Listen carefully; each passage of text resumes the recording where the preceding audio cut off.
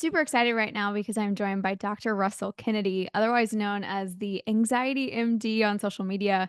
He's a physician, neuroscience expert, among many other things. How are you doing today? I'm great, Morgan. How are you?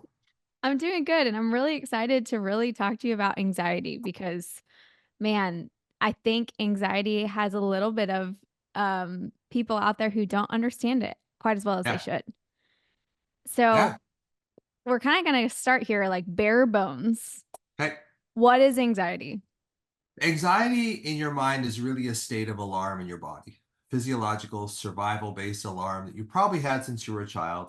Probably what happened to you when you were younger was you experienced kind of a trauma that was too much for you to bear, and that your little mind couldn't handle it. So it stuffed it down into your body as the state of alarm. And that state of alarm is what the brain reads in this process called interoception. Interoception is when the mind is reading the body and it reads that old trauma that's still sitting there, even though you might not be aware of it. And then that alarm, that old alarm, the old traumas drive the worries of your mind. And then you believe that the worries of your mind are the cause of the problem when they're not. They're basically the byproduct of this old negative energy that's been stored in your body probably since you were a child. How about that? Oh, wow, yeah. So, okay, getting to kind of core wounds then. I know Sure. that's something that you work with. How do those core wounds then impact our anxiety over the course of time? I think that's kind of what you're talking about here, like that energy that's stored in your body as a kid, which would be a core wound starting very young. Yeah. So in my book, and my second book is coming out tomorrow, by the way. Amazing. It's Congratulations. yes, thank you. I'm all excited about that. That's what's taking up most of my time. What's it But I called, by call the way? Give it a little shout out. it's the same title. It's the second edition of the first Okay, book. So it's Anxiety RX. It's Anxiety RX in North America and the Anxiety Prescription in worldwide. got Because it. in RX in North America, we know means prescription, but RX doesn't mean that anything in Australia or UK or anything like that. So I had to change the name to the Anxiety Prescription worldwide and kept it as Anxiety RX. So I've been on about 250 podcasts in the last 4 years since the original book was published. So they wanted me to make a second edition because the first edition sold almost 100,000 copies as a self-published. So Amazing. now Penguin Random House and Macmillan have both taken it on, and we're publishing it in North America tomorrow and worldwide on Thursday on the 19th. So That's to so go, exciting. yeah, it's pretty amazing. So we're just sort of working through all that stuff now. So getting back to your original question, these traumas stick in our bodies, especially if you were born sensitive. Like I see most of my people that deal with anxiety were sensitive children, and they're just sensitive adults, and we don't quite get our needs met when we're young. We may have decent parents, but we may just be really, really sensitive. We just need more love than most people. So if you don't get that feeling of being validated and loved and connected to the way that you want it, you develop this sort of reactionary alarm in your system, this survival based alarm in your system that I call background alarm because it sits in the background of your life and it sits in the background of your awareness. And you're not really aware of it. And what most people do is they go to a therapist and they try and talk their way out of a feeling problem, and it doesn't work that way. So you really need to find this alarm that's sitting in your body. In me, it's in my solar plexus, and I can talk a little bit about that. And sometimes, as a medical doctor and a neuroscientist, I talk about this alarm in your body. It sounds so woo woo, it sounds so ethereal. I want to have a seizure because it's so weird compared to how I was trained as an MD. So, but it's the only thing that helped my anxiety. I had horrible anxiety for 40 years. And the only thing that really made a difference was finally finding out that this alarm in my system, in my body, in me, it's in my solar plexus, is actually the driving force of the anxiety in my mind, the worries, the warnings, the what ifs, the worst case scenarios. And those three W's, warnings, what ifs, worst case scenarios, aggravate the background alarm. So you get in this anxiety alarm loop where you can't get out of it. And that's, I think, the reason why most people don't get better from therapy is they don't realize that anxiety is not one issue, it's two. It's the anxious thoughts of your mind, absolutely. They play a role for sure. But it's mostly this alarm in your body. And unless you find that these two things are linking together and treat them separately and separate them from each other, you're always going to be stuck in that loop. So we know that talking about things is really good for this mental aspect, but if somebody would want to work on fixing that alarm, how do they go about doing that? So first of all, you find it in your body. So what I will tell people is that when you're really worried, when you're really anxious about something, and I had a patient, and I talk about this in the book, whose father died when she was 10 in an industrial accident. He went out for to work one summer morning and then didn't come back. So her husband today, she's always looking around the house to see if he's packed the suitcase for a quick exit or leave, so she'll get into this thing where she convinces herself that her husband is leaving her. Now her husband's a really good guy and is flabbergasted by this whole thing.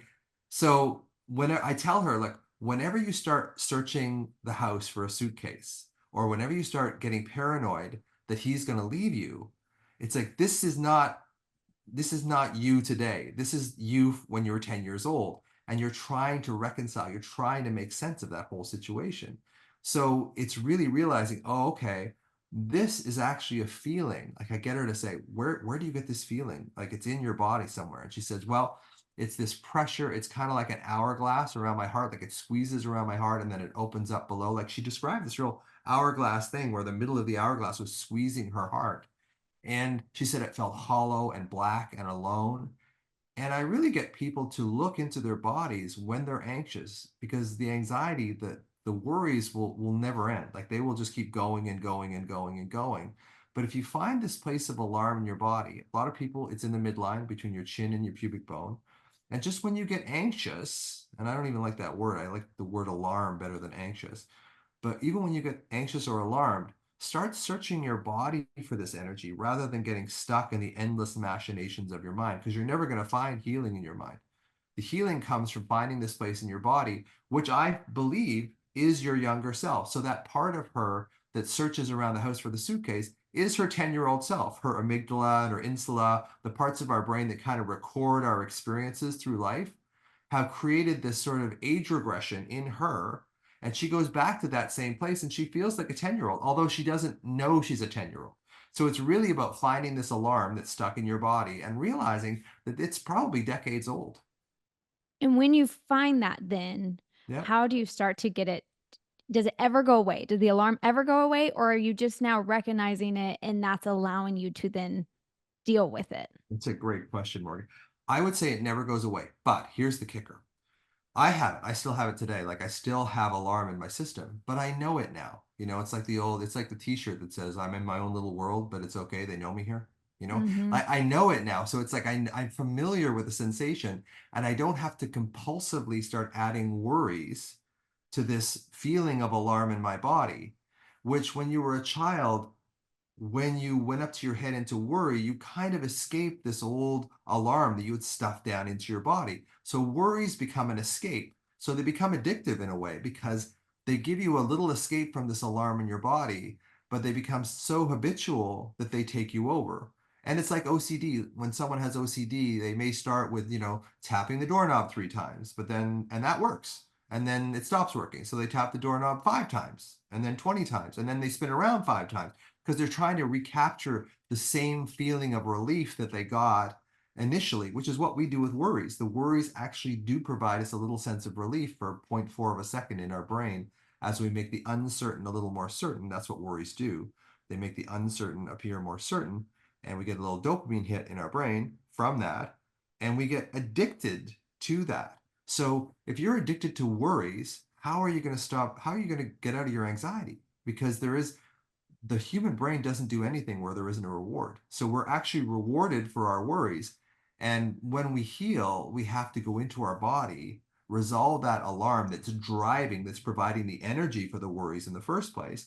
And when we resolve that alarm, the worries just kind of fade away, or they become so weak that we can see them as worries. Because what happens, I'm going to continue my rant here, is that when we get into this survival physiology, our brain makes our adrenal glands secrete cortisol, which is a stress hormone, and epinephrine, norepinephrine, adrenaline. So these things rev off our body and they make us feel like we're in survival mode. And when we're in survival mode, we shut off our rational mind. We shut off the prefrontal cortex. So not only do we make more worries when we're in this survival state, but we shut off the part of our brain that would tell us that the worries are nothing to worry about. So this is how we get looped into anxiety. These are the number Mhm. of ways that anxiety just becomes chronic. because we don't see a way out, because the way we're looking at it, there isn't a way out. The way out is to find this alarm in your body, treat it as if it is your younger wounded self, because it is, even though that sounds pretty woo, because after 40 years, that was the only thing that helped me. So it's just finding that anxiety of your mind is actually just this state of alarm that's held in your body, and all the traditional therapies are trying to fix the wrong thing. That's why traditional therapies like CBT and all that kinds of help for a little while, but they don't help long term. The anxiety comes back within 6 months to a year. Now, how often do you see too when you have clients and stuff that this anxiety that it has taken them so long to recognize? Like, I know there's a lot of people in my life where I'm like, "Oh, you're probably dealing with it," but they don't wanna face it, right? They Sure. don't wanna come to terms with, "I need help here, and this is an issue." Sure. How can I help somebody who's out there maybe listening to this recognize, like, that this is a thing and this is a problem that they can work through and have a better life if they were to recognize it? Yeah. Not to sound salesy, but I think I have a program called MBRX, and I'm really not salesy. I don't like sales. I don't like that. But this program I've created, it's inexpensive, and along with the book, it actually takes you through how to find your alarm, and it actually takes you through the ways of connecting with yourself. The video program really helps you understand, because you can only learn so much from a book. And it's really about connecting with that younger version of you, that I have this acronym called alarms. So it's abuse, loss, like great loss, like divorce of your parents, you got really sick when you were a child, abandonment, rejection, maturing too soon, and shame. So those are the alarms. A for abuse, L for loss, A for abandonment, R for rejection or bullying, M to be mature too soon, become the man or the woman of the house too soon, and S for shame. Anything that shames us as children will create alarm in our system. So it's really realizing, okay, how do I go back and find these things, find the younger version of me that suffered? Now, the proviso on that is if you have severe emotional, physical, sexual abuse, you're going to need some help. Like, it's not something that you can heal on your own, but it's finding a therapist who really understands, like somatic therapy, internal family systems, maybe down the road, a trip on psychedelics. Not that I'm hell bent on psychedelics, but I do think it accesses a different part of our brain that allows us to heal this alarm as well. So there is this sort of stepwise approach. And you're right, there is only so much you can heal on your own. And I think just understanding that this anxiety you feel is actually more a sense of alarm that you've been holding in your body than the thoughts of your mind liberates a lot of people. I mean, if you look at the reports on my book, the reviews of my book, they'll all say, I never thought of anxiety this way. I just thought it was a problem in my mind. I was overthinking. I was ruminating. It's like, well, yeah, once you realize where the source of that comes from and you start treating the source, which is, finding it, putting your hand over it, breathing into it, seeing your younger self, putting a picture of your 8-year-old self up on your bathroom mirror and connecting with that picture every day. Even if you don't say anything, you're just starting to connect with that version of you, because anxiety, I'm a bit hyped up today because my book's coming out tomorrow, but anxiety really is a separation of your adult self from your child self, and your mind from your body. So, as a protective response, as children, we go up into our minds to try and save ourselves from this alarm that's held in our body, and our worries get worse and worse and worse. And the adult in us doesn't want to go back today, doesn't want to go back and visit the child, because the child holds all our pain. And the child doesn't trust the adult in us because we've left them alone for sometimes decades. So there is this split. So to heal, you have to bring those two aspects of you, the adult part of you and the scared child of you, back together. You have to show that child that you're going to be with them. You're going to help them. You're going to see them through. You're going to give them the love and attention now and safety now that they didn't get way back then. Mhm. Now, you can do there's a lot of that you can do on your own, but there is a lot, if you have severe, history of physical, emotional, sexual abuse, you're probably going to need some help with that. So, with me and my programs, what I do is I try and open the door to a new way of thinking, a new way of approaching this, because psychiatry and psychology have had 70 years to come up with the answer, and they haven't. So, and I have. So that's Hey, we like finding new solutions. I like sure, what you're doing and how you've utilized something you went through and you found new ways to approach it, and that's absolutely. learning new things. Now, Is there also a possibility to I know a lot of it exists within childhood. Is there also a possibility that you develop anxiety later on in life and that's something that can come? Or is it always there's always a source and that's always from childhood? Usually it's from child. I would say 95% of the time it's from childhood. And the example that I use in this is combat veterans. So combat veterans that don't have child like trauma as children are way, way, way less likely to develop combat PTSD than the veterans that had a stable childhood. Mm, So it's kind of like we build this brain, like 80% of our brain development is done by the first 5 years of life. So by the time you're five, 80% of your brain development's already formed. So it is really important. Now, you can develop anxiety later on in life for sure, but almost always I can track it back to some kind of trauma that was unresolved. I've even had loads and loads of cases of people that said, my parents are great. They're amazing. They're still together. They love me. They love the rest of our family. And I say, well, ask your parents if you had a separation from them when before you were 5 years old. And it's amazing the number of people that come back and said, "Oh, they took my older brother to Disneyland when I was 3 and left me with grandparents for 2 weeks." And it's like in a sensitive child, that's all you need to start mm, the sow the seeds of this feeling of being unsafe. So and or after birth, were you separated? Oh, there's another bunch of cases where people would say, oh, my mother had a postpartum hemorrhage or I had a complication, so I had to spend some time in the ICU away from my mom for the first 3 to 4 days of my life. That can also cause significant issues with safety and anxiety later on in life. So it's really understanding, and I'm not saying that these cases are specifically the cause of this, but it's certainly kind of suspicious when they say my childhood was great. I want to break in a Dr. Evil there. My childhood was typical. Summers in Rangoon, luge lessons. In the spring, we'd make meat helmets. But I think there is this sense that, if you had good parents, that you shouldn't have anxiety. And there's lots of good parents out there that missed a couple of places. And in a sensitive child, sometimes that's all you need to develop this issue with anxiety because we are sensitive beings. We are really, especially those of us who were born that way. We're born sensitive. mhm. I call those the deep feelers. I'm part of Yeah, that crew.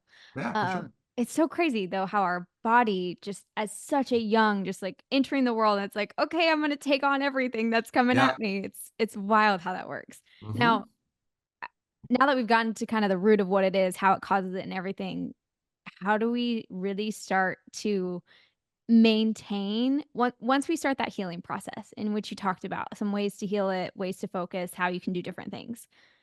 But how does somebody, once they've kind of gone through a healing of this, maintain peace moving forward? Yeah, I mean, I think it's continuation of that adult child self connection. I have a picture on my phone of me when I'm like 3 years old. I don't know if it's here, but and I have a picture of me above my bathroom mirror when I was about 10 or 11. And it's really about maintaining that wholeness because the reason why I believe we don't heal more on the permanent side is that yeah, we start feeling better, so we just start going, "Oh, I'm fine now. I'm Mhm, fine now." And it's just like, no, it's still there. It's waiting for a chance to kind of bubble up on you.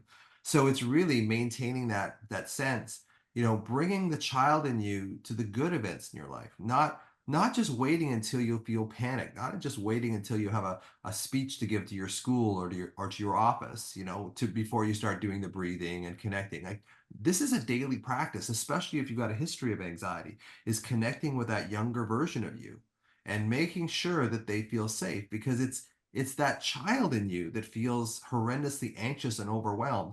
It's not so much the adult.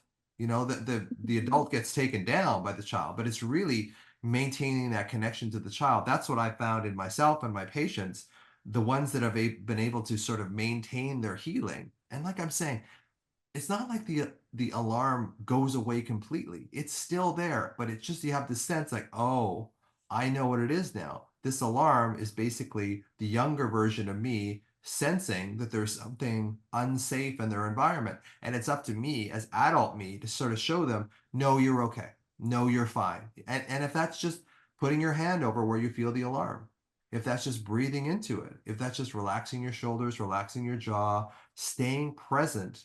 There's this saying that I say, and this is the one that my daughter loves the most because my daughter has a bit of anxiety, not so much, not as much as me, but as a bit. She said, Dad, the best thing you've ever told me about that is say, am I safe in this moment? Or I am safe in this moment.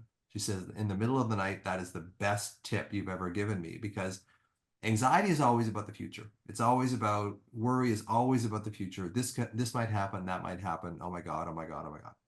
And then the past is what creates this alarm in us. So if we can bring ourselves into present moment awareness and just say, yeah, I'm worried about my tax bill. I'm worried about having to see the dentist tomorrow for that root canal. I'm worried about that. But in this moment, right now in my bed, I'm safe. I'm safe here. And if we do that a number of times a day, getting back to what you just said about, maintaining your healing, if you reassure yourself multiple times a day, yeah, I'm safe. Even if I'm just, going to get the kids at school or, making myself lunch. It's like, I'm safe right now. Because the more you acknowledge that, the more you start creating these little islands of safety. And then the islands of safety congeal into a bigger landmass over the course of time. But you have to practice. I was telling my friend the other day about, there's that old joke, and I don't know if you've heard it, but it's like a man's confused and he's walking around the street. And he goes, how do you get to Carnegie Hall? And the woman says, practice, practice, practice. So, and it really is. And the unfortunate part of that is that your ego, I have patients, many, many patients who have said to me, Dr. Kennedy, to be honest, I feel unsafe when I'm not worrying. I feel worried when I'm not worrying. Right. So Mhm. that's your ego. That's your ego that thinks that the worries are keeping you safe. Right. So as a child, you create this what I call this ego dragon, this omnipotent figure. It's not smart, but it's very powerful. And it basically wants you to worry because it perceives that the worry is keeping you safe. So when I start showing you how to leave your worries behind, this part of your ego starts to freak out because it assumes that you are leaving something that's actually helped you in the past, which you kind of are. So there is this kind of mountain thing you have to get over when you first start healing from anxiety because that ego dragon will start to revolt and it will not like it when you stop worrying. But you have Mhm. to just keep going through that. You have to, because it will try and pull you back into worries, and often it will. So if you know that that's coming, then you can kind of say, you know what? I'm going to choose to just stay in my body and stay out of my head. Because that's what I try and show people is I have this mantra called sensation without explanation. Since we're children, we want an explanation for everything. Since we're toddlers, we drop something on the floor, it breaks, we have an explanation, we know what it works, we know how the world works. But we get lulled into this sense of security that we can explain everything with our mind. So when we feel worried, we think that that's explaining the world when actually you're just scaring the crap out of yourself. So it's really learning to get into the sensation of your body, even if it hurts, actually, especially if it hurts, because early on it usually does, because that's where your alarm is breathing into it and just sort of staying with it and showing yourself, yeah, this hurts. I don't like it, but I can stay with it. And I draw an analogy like in the last 2 or 3 years, I've been doing a lot of cold plunges. And it's one of those situations when you first start doing cold plunges, 15 seconds is about all you can take. It's like, this is horrible. I hate this. It's excruciatingly painful. And then after a while, your body kind of adapts to it. And it's still painful. Like it's still, go into ice bath, it still hurts. You have this sense like, yeah, this hurts, but I can handle it. I can handle it. And I do think through the insula, this part of our brain, and the amygdala, I think that ice baths actually do calm the body down. It does light it up for sure when you get in the cold, but when you show yourself, yes, this is uncomfortable, but I can stay with it. I think you're building this resilience and capacity in your nervous system to handle this negative emotion because usually what happens is you get alarmed and your first response, because this worked as a child, is to go up in a worry. But what if you just stayed with the alarm? What if you just stayed with it, even though it hurts? Like I'm in the ice cold water for the first 30 seconds, and like this is the most painful thing I've ever experienced. I'm not going to stay here. My brain is screaming at me, get out of the Mhm. water, get out of the water. And essentially the same thing is my brain is screaming at me to start worrying. But it's like, no, I'm going to stay in this and I'm just going to stay here. I'm just going to stay present. I'm just going to breathe. I know it hurts, but I'm just going to stay. And then you prove to yourself, yes, this alarm is here, but I can handle it. I don't immediately have to jump up into my head with worries, because as soon as you go into worries, you're in an endless loop that you'll never get out of. It's a matter of, how can I stay with this discomfort in my body and prove to myself that I can actually stay with it. And one more thing I'll tag on to that is, in the book, The Body Keeps the Score, Bessel van der Kolk's kind of seminal work on this. He says that we're not teaching people how to get rid of their anxiety. What we're doing is we're teaching you how to acclimatize to the, well, I call it alarm. I don't know what his name for it, but acclimatize to the alarm so that you can feel the alarm and go, I don't like this, but I'm just going to stay with it and prove to myself that I can stay with it. And after you do that a number of times, the worries aren't needed anymore, because you've shown yourself, hey, I can stay with this. I can stay with this wounded younger version of myself, and show them that they're seen, heard, protected, loved, all that sort of stuff, and give them now what they so badly wanted back then. You know, when you were talking about the thing that your daughter really loves that you say all the time, it reminded me of something that I've adapted in dealing with my own, and also a lot of I did I classify it as like an energy massage, but we experienced like where there was literally knots of my feelings and emotions that were in my body and they were coming out in all kinds of ways. And I was like, what is happening to me? But I've learned through the course of my experiences, like, when I have this moment of fear and panic and worry that kinda comes over me, I take off my shoes, I put my feet on the ground, I kinda take a huge breath in, Yeah. and I go, "What's happening right now?" And I look around me, I'm like, "Nothing's happening right now." There's nothing that what I'm thinking and what I'm worried about doesn't actually exist. I'm just creating this world that doesn't exist. And as you pointed out, I unclench my jaw, my shoulders start to relax, and I'm like, "Okay, share one fact and one thing that I'm creating a narrative of." And then I start to bring myself, like, back to reality. It's like this grounding thing that Yeah. I've learned to do. And that's what you were talking about reminded Yeah. me of that. So that's super cool. I Yeah. loved that. You were also talking about cold plunging and that being something that you feel like helps people. I know you do a lot of work in non-traditional treatments, which I love. I think it's Mm. so awesome that you've combined, years of your working in medicine to now learning non-traditional ways of doing it. So, some people with anxiety over the course of their life, what are some of those kind of more non-traditional treatments that maybe they can look into? I think it's more, there's a type of therapy called somatic experiencing therapy. And that's when it really shows you that your anxiety is really in your body, and it shows you how to be safe in your body. That's a really, really effective therapy. The website for them is traumahealing.org, all one word, trauma healing and then .org. Another form of therapy that I find really helpful that's non-traditional is called internal family systems therapy, or IFS, which kind of espouses the fact that we have certain things that we exile from our consciousness when you're younger. So if you're bullied when you're in grade 3 or whatever, you're 8 years old, you're being bullied, there's a part of you that sort of pushes away from that part of you that's getting bullied. So we exile that part out to try and keep us safe. And the more we fracture ourselves when we're younger, the less able we are to sort of handle and have some capacity and resilience in our nervous system when we're older. So it really teaches you how to go back and find that younger version of yourself and show them that they're safe.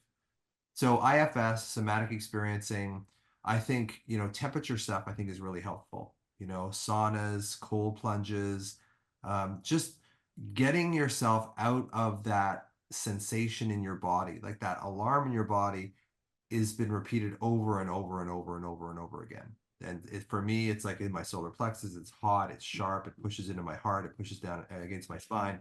I know it really well.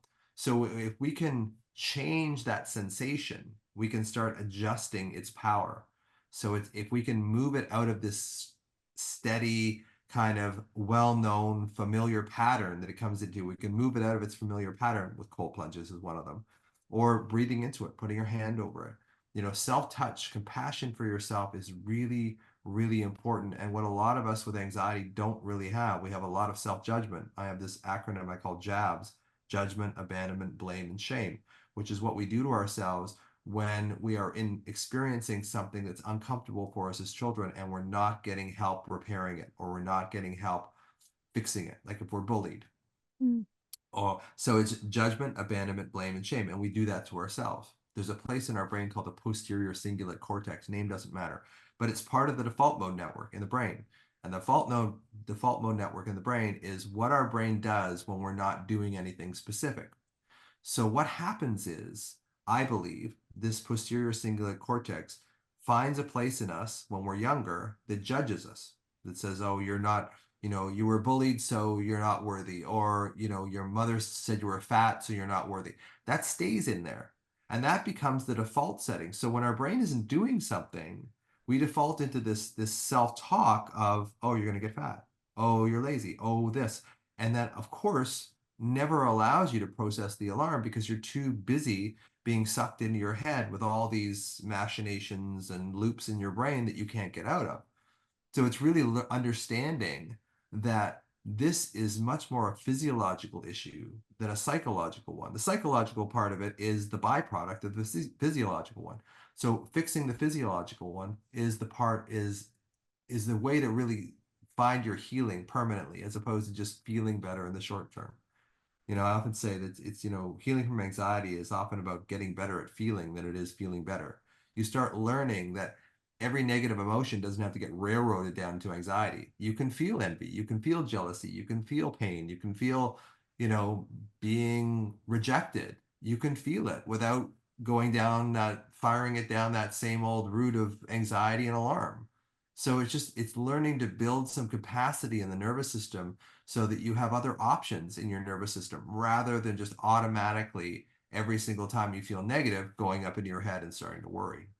Oh, I wow. don't, I don't know if that answered your question. No, it totally did, and I loved that you said that. I had heard somebody say anxiety is just you really caring so much, and I also thought that was a beautiful way of putting it and to help us, like, "Okay, understand this sucks, but also it's a cool thing that you care as much as you do." Yeah. Another level of it. But I really appreciate you coming on, Dr. Kennedy, and just seeing all of your work and the specialties that you're doing. I want you to shout out your book one more time before we head out since it's dropping, super It's exciting called stuff. Anxiety RX, and it originally came out in 2020. That was the first version, but the second version comes out September 17th and then September 19th worldwide. And I really revised it a lot. I've been on a lot of podcasts. I've really revised. The theories are the same. I've just revised them and explained them better and made it more practical for people so that they understand exactly what they have to do. There's a step-by-step guide. There's like how you find your alarm, where is it in your body, localizing it, breathing into it, really realizing that this is how you heal, is making your adult self look after your child self, because we do have this sense that we're very caring individuals. One thing I do see with people with anxiety is they're very smart because they've been going to the brain gym every day because they've been ruminating on their thoughts since they've been 2 years old. So We they're love a very smart. rumination. Oh yeah. Oh, for sure. And it makes you cognitive.